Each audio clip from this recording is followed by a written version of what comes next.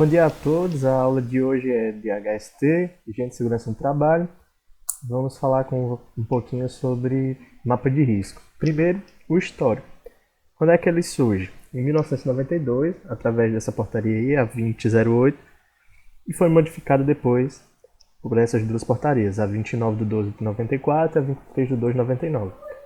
Só que ela tornou obrigatória, essas aí, tornaram obrigatória a elaboração de mapa de risco pelas comissões internas de prevenção de acidente. Isso foi regulamentado a partir da NR número 5, NR05, e ela atribui à CIPA identificar os riscos do processo de trabalho e elaborar, por consequência, um mapa de risco, com a participação do maior número de trabalhadores possível. Primeiro você precisa entender por que fazer um mapa de risco, tá bom? Primeiro, o que é o conceito de risco? É qualquer situação que pode atingir um funcionário, alguém da empresa, e que dificulte a empresa de atingir os objetivos que ela desejaria. Tá bom? Ela pode criar ou aumentar o potencial de perda, e é um elemento que pode ou não acontecer. Chama de elemento de incerteza. É algo que está ali, que pode acontecer, mas que não necessariamente vai acontecer. E mapa de riscos, o que é? Como eu já disse, quando você pega, reconhece todos os riscos que tem naquela área, os potenciais perigos, e tenta fazer uma representação gráfica, de forma a ficar mais fácil para quem lê conseguir entender quais riscos que ele se submete a entrar naquele espaço, tá bom? Por isso que a gente faz uma representação gráfica. O objetivo principal é esse, informar e, por consequência, conscientizar os trabalhadores daquela área de forma fácil, tranquila, que todo mundo, mesmo sem formação técnica avançada, ele consegue entender, tá bom? Uma ferramenta extremamente importante para diminuir a ocorrência desses acidentes. A partir do momento que ele consegue enxergar a que ele está submetido, ele consegue entender a importância de se utilizar EPIs, de fazer algumas atitudes que são consideradas adequadas. Quais são os objetivos de um mapa de risco? Primeiro, você precisa reunir todas as informações que você precisa ter, tá bom? Quais são os perigos de se transitar naquela área, quais são as ameaças, todas as informações, tá bom? Durante a elaboração, você precisa fazer com que todas as informações sejam feitas de forma integrada. Você precisa fazer com que todos os seus funcionários trabalhem em conjunto para a elaboração daquele mapa, tá bom? Sempre estimulando a participação dos trabalhadores, porque eles se sentem, quando eles participam, eles se sentem também pertencentes e eles têm mais cuidado quando vão executar o mapa de risco. Tá bom? Precisa conhecer o processo, o que é que está sendo feito naquele local, precisa identificar quais são os riscos, quais as medidas que eu posso utilizar para atenuar esses riscos e se elas são ou não eficientes, identificar quais são os indicadores de saúde, identificar quais os riscos ambientais, algum levantamento que já tenha sido feito antes, qualquer tipo de trabalho que seja prévio ao seu mapa de risco, para só então você elaborar o mapa de risco de acordo com o layout da empresa, tá bom? Indicando através dos círculos, que eu vou ensinar para vocês já já, e deixando eles bem coloridos, para que seja de fácil visualização. Identificando qual é o agente de risco e o número de trabalhadores que vão ser expostos a esse agente, tá bom? É uma atividade coordenada, de caráter físico, que você vai precisar fazer um memorial físico, de preferência que vai ser apregado ali fixado no local de trabalho. Lembrando que são riscos ambientais. É uma das atribuições da CIPA identificar esses riscos, de acordo com cada setor, e sugerir medidas para que isso possa resolver, pelo menos atenuar, o efeito desses riscos nos trabalhadores, tá bom? Identificou tudo isso, você representa no mapa. Por que eu preciso fazer isso? Primeiro que o principal é eliminar o risco, fazer com que aquele risco não exista mais. Breno, não dá, então neutraliza, tenta isolar o risco, diminuir o efeito dele sobre o trabalhador. E como é que eu faço isso? De duas formas, ou você fornece o EPC ou você fornece o EPI. Às vezes você precisa fornecer os dois ao mesmo tempo. O risco ele vai continuar lá, só que caso o trabalhador execute adequadamente todas as normas que estão sendo pedidas, o risco de acontecer alguma coisa com ele vai ser bem reduzido. Como eu já tinha dito para vocês, eles se dividem em 5. Existem os riscos físicos, químicos, biológicos, ergonômicos e os riscos de acidentes, tá bom? E aí eles podem causar danos, tanto à saúde física quanto à saúde mental, podem impedir a realização de novas atividades, que podem incapacitar um trabalhador para trabalhar, e vão depender de algumas características, como o tempo que aquele trabalhador ficou exposto, o organismo do trabalhador, como é que ele reage, cada pessoa reage de uma forma diferente, e quanto de tempo, né, que ele ficou exposto àquilo ali. Os grupos são divididos em 5, como já falei, cada um vai ganhar uma cor.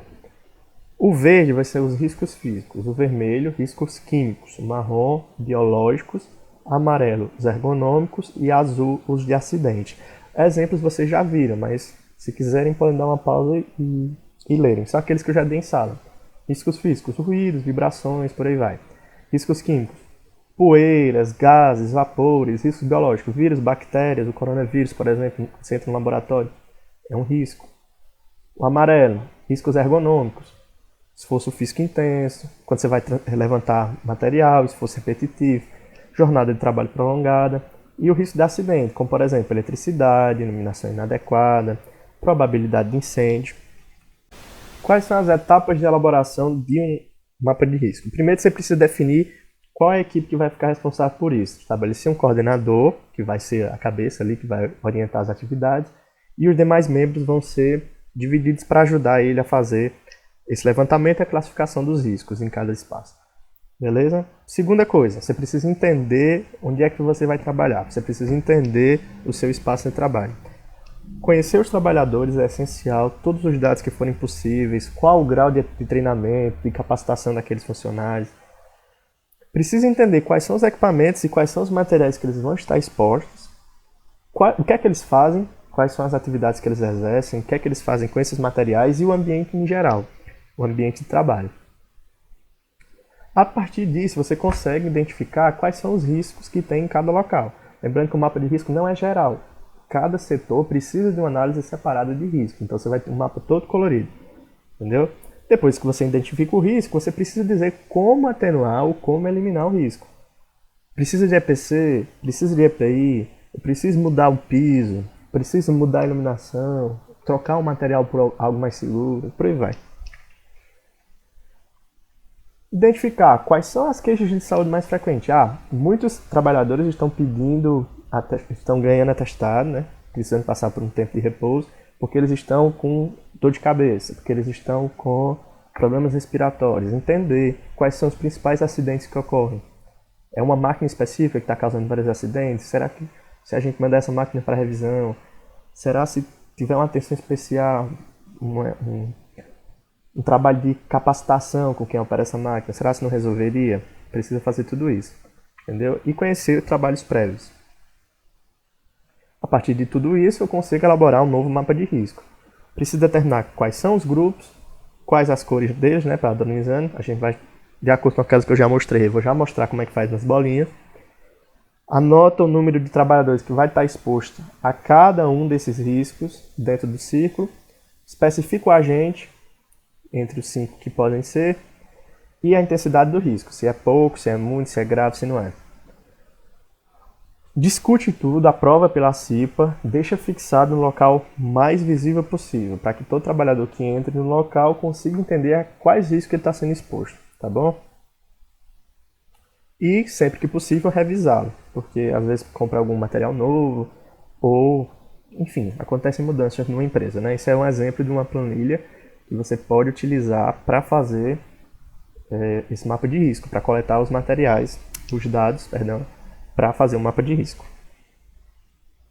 Ok, Breno, mas como é que eu classifico se algo é ou não grave, se é possível ou não que ocorra? É simples, a gente sugere que você use essa medida aqui. Primeiro você vai ver uma escala de probabilidade. Aquele risco é esperado que ele ocorra?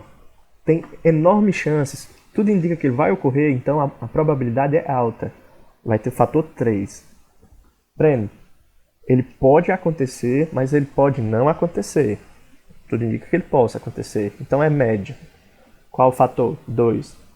Breno, é quase impossível, ele pode acontecer, mas é quase impossível de acontecer. Qual é? É baixa. Fator 1. Beleza? Essa é a escala de probabilidade, a chance de acontecer. Segunda escala, escala de gravidade. Breno, caso ocorra, vai causar morte ou o trabalhador ele vai ficar incapacitado de trabalhar novamente. Ok, Breno, isso aí é uma alta gravidade e o fator é 3. Pode acontecer, mas só vai gerar, que também é grave, mas só vai gerar doenças ocupacionais, uma doença de acordo com a função que ele exercia, né? Uma lesão por esforço repetitivo, um problema de coluna, algo do tipo. Ou algum tipo de lesão menor, então a gente usa a gravidade média, fator 2. Breno, pode acontecer alguma coisa, mas vai ser danos materiais ou algum prejuízo à empresa no andamento das atividades. Vai ter que interromper ali por algumas horas para poder consertar uma esteira, alguma coisa, mas nada de grave. Ok, mas ainda tem alguma gravidade e a gente chama de gravidade baixa. O fator é 1. Como é que eu faço depois disso? É só eu multiplicar uma pela outra. Por exemplo, é um evento de alta probabilidade. Ele é esperado que ocorra. Então, fator 3. Eu pego 3. Só que ele é um evento que causa apenas danos materiais ou prejuízo ao processo, que é 1. Então, eu pego 3 vezes 1, dá 3. Então, o risco dele é médio. Porque, embora a gravidade dele seja baixa, a chance dele acontecer é quase sempre. Entendeu? Só multiplica um pelo outro. O que é mais grave? Quando é esperado que ocorra e quando ocorrer vai gerar morte ou lesão incapacitante. É 9. Você vai colocar lá que o risco é grande. Entendeu? Depois você só pega, faz um croquis da tua área, da tua empresa, faz um desenho como com a planta baixa. Rapidinho mesmo. Você pode, às vezes a empresa já tem, você pode pedir para ela disponibilizar. E você representa graficamente aquilo que você já descobriu nas suas pesquisas. Como assim, Breno? Não entendi. Tem como mostrar? Tem. Você desenha a sua empresa inteira, aí com os diferentes setores. Recepção, almoxarifado, enfim. E aí você coloca as bolinhas. A bolinha menor é de baixo, a um pouquinho maior é do médio e a grandona de alto risco. E aí a cor é de acordo com o tipo de risco. Eu não lembro mais qual é, Breno. Tá aí pra você. Tira um print dessa tela e guarda. Grupo 1. Qual é a cor? Verde. São os riscos físicos. Grupo 2, vermelho, riscos químicos. Grupo 3, marrom, riscos biológicos. Grupo 4, amarelo, riscos ergonômicos. Grupo 5, cor azul, embora ele esteja um azul assim meio estranho, riscos de acidentes. Tranquilo? Esses são os grupos de risco. Tá vendo que aqui tem vários? E a gravidade vai ser a bolinha menor pequeno, a bolinha média médio e a bolinha maior grande. Aí, caso você queira tirar um print para guardar aí a informação, é um resumão da representação gráfica. Por fim, só é importante destacar que o direito, olha essa frase como é bonita, o direito de viver e de trabalhar no ambiente sadio deve ser considerado como um dos direitos fundamentais do homem. Um trabalho sadio gera um homem sadio e um homem não sadio gera um trabalho não sadio. Um influencia o outro. Por isso que é bom quando os dois influenciam positivamente. E a prevenção é o conjunto da confiança. Não basta só ter confiança, precisa ter a consciência dos trabalhadores. Porque não basta só você achar que não vai acontecer e não capacitar a sua equipe para que não ocorra.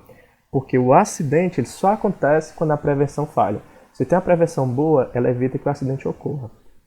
A aula é essa, espero que tenham gostado e até a próxima.